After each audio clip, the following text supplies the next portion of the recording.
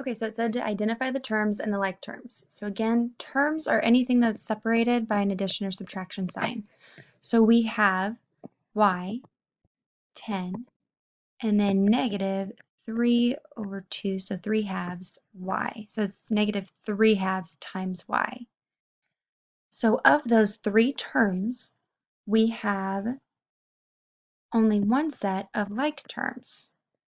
And even though this one's a fraction, it still has a y attached. And so since both of these are a y, we have y and negative 3 halves y as our like terms.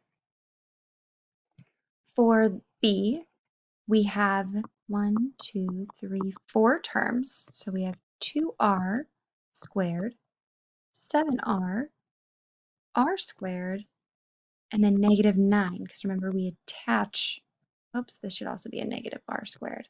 We attach the sign in front to our term. So of those, we have only one set of like terms, and that's because this r doesn't have an exponent, so it's not like r squared. So we have 2r squared and negative r squared as our like terms. In C, we have 1, 2, 3, 4, 5 terms. So we have 7, 4p, negative 5p,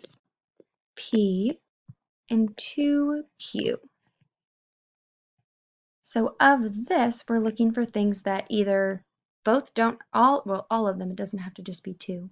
All of them don't have an x or a variable, or we're looking for terms that have the same variable. So in this case, we have a 7 and a negative 5 that both do not have a variable. So 7 and negative 5 are like terms. Then we have 2 that do not, or that do have the same letter, which is the same variable. So we have 4p and p, those are like terms because they both have a p. And then this 2q doesn't have any terms that match it, so it doesn't have any terms with a q.